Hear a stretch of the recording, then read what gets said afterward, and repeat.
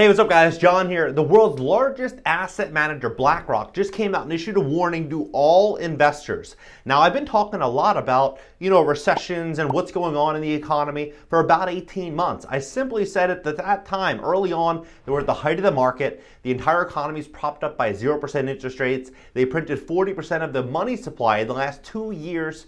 Bills were optional. Eviction moratoriums, utility bills, student loans, everything was essentially optional. So we were living in like a fantasy land type of economy. Well, now all that is changing. They're starting to increase interest rates, and BlackRock is basically saying economic hell is ahead. Now, I was not selling fear. Some people thought maybe it was just another YouTuber trying to sell fear. Just look at the facts.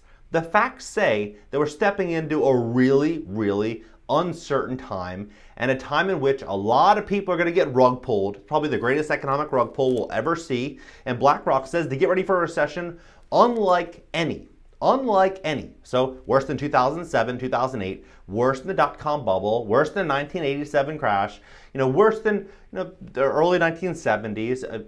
When they say unlike any, they mean unlike any. Right? And so we're going to walk into this situation. I think it's going to really, really change a lot of wealth. I think wealth is going to change hands at levels we've never seen before.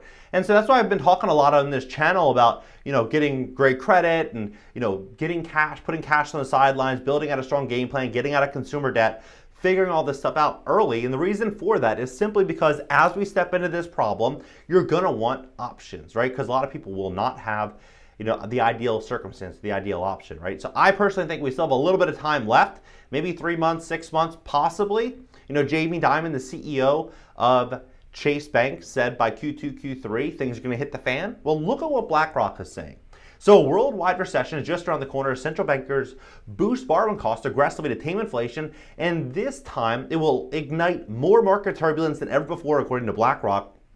The global economy has already exited a 4-decade era of stable growth and inflation to enter a period of heightened instability, and the new regime of increased unpredictability is here to stay, according to the world's biggest asset manager. That means policymakers will no longer be able to support markets as much as they did during past recessions. So there's not going to be these bailouts. It's not going to be this circumstance where we're going to start to see everything just lifted up again.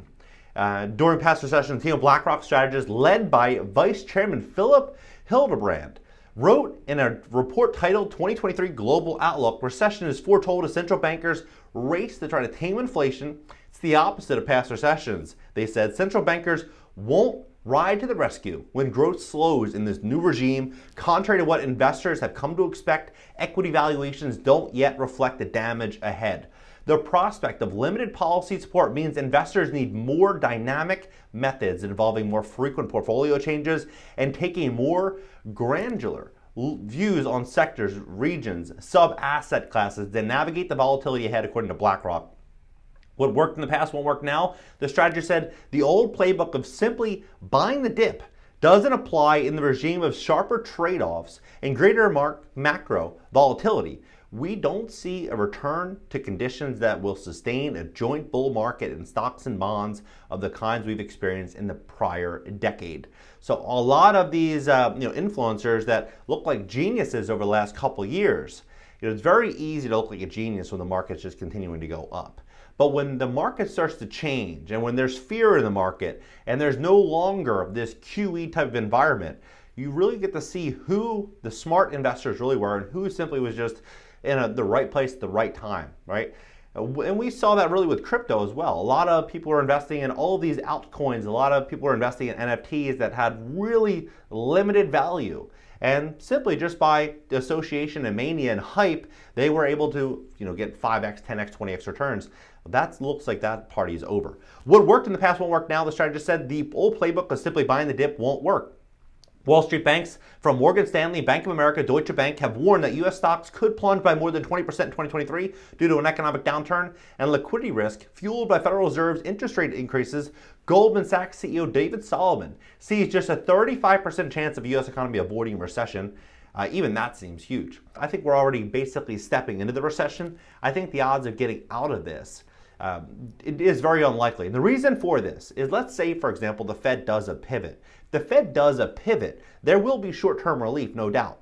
but we will likely see a lot of confidence leave the dollar. We'll begin to see Saudi Arabia, Russia, China. We'll see a lot of other countries look for ways in which they can diversify themselves even further from the dollar, because there's going to be less support. There's going to be less faith in this reserve currency. We're likely going to see more of a rush into precious metals, gold, silver. We're going to start to see people look for safe havens, and the dollar is going to lose a lot of authority over the long term if they do this pivot. So the odds of a 35% recession as we begin to increase interest rates, I don't think that is very likely. I think we're going to see a recession, a big recession, no doubt. A slowdown in the housing market, delays in corporate investment plans, a decline in consumer savings, deteriorating CEO confidence are early signs of oncoming economic slump, according to BlackRock. Still, the stock market hasn't yet factored in the potential magnitude of impending economic downturn, the strategist said. We don't think equities are fully priced for a recession, they added. Corporate earnings expectations have yet to fully reflect even a modest recession. This keeps us tactically underweight developed market equities. The S&P index of large cap U.S. stocks is up more than 12% from a 23-month low reached in October, spurred mainly by expectations that the Federal Reserve will slow the pace of interest rate increases after the recent rate retreat of inflation. Now, do you think that inflation is going to retreat?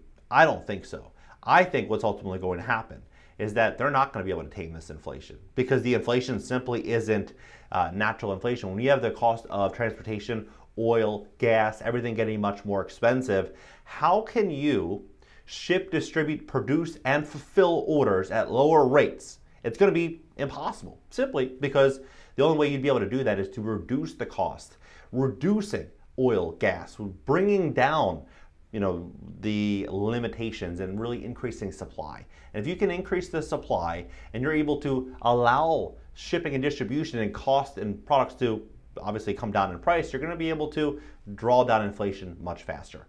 Now, what I think is ultimately going to happen is they're likely going to continue to increase interest rates. And the job report just simply said that it wasn't horrible, and they're looking for unemployment. They're looking to bring the economy down. So to me, I think we're going to see a 50 point, maybe a 75 basis point hike next week. I think what we're going to start to see is we're going to see a lot more people really skittish. We're going to see a lot of real estate investors sit on the sidelines. We're going to see a lot of big money sit on the sidelines to wait to see what happens, because sure, there's a cost of there's a cost with holding cash in this inflationary environment. But let's say, for example, the dollar does fall a little further and further, because the last couple weeks were bad for the dollar. If that does in fact happen, but the market drops 30, 40, 50% over the next year or two, where was the better place to be? It's going to be in cash, right?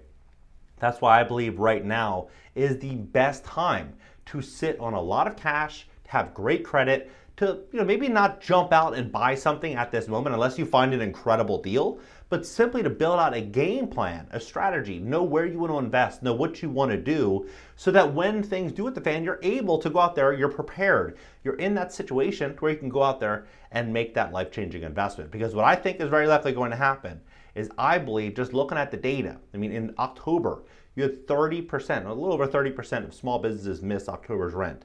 Now in November, it's over 40%, right? Over 40%. We're moving into this situation in which small businesses are going to struggle, and they supply employment for half of the U.S. economy.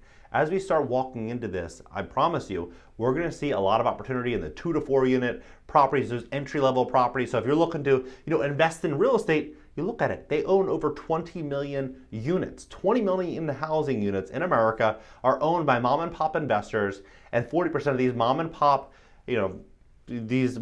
investors, a lot of them are small business owners, and 40% of these small business owners missed November's rent. What I think is going to happen, they're going to start selling off assets as things start to hit the fan. So if you're sitting there with great credit, cash, you might be able to get out of a high cost rental, maybe that you're in right now, and go buy a duplex, a triplex, a fourplex. You're able to buy one of these properties 3.5% down, 5% down, 10% down. Get in there, no longer pay rent, and then now you're living in one unit, maybe you're collecting rent on the other unit. You're able to bring down your life expenses inside of this uncertain economic time, and then during that period, you're able to save up more cash, and as the economy continues to change, you can invest more and more and more into real estate, into your future, and building out a moat of security for yourself and your family. Now, I think that's what smart people are doing right now that are renting. They're really paying attention to the writing on the wall. They're preparing. They're getting themselves ready. If you need help fixing your credit, we'd love to help you at greatcreditfast.com. You can click the link down in the show notes. We'd love to help you. And LinkedIn, Twitter, Instagram, TikTok up in the banner. You can subscribe here also on my second channel. It's an interactive call-in show and a podcast. Got a new guest coming next week, which is going to be really exciting. So yeah, catch you guys in the next video.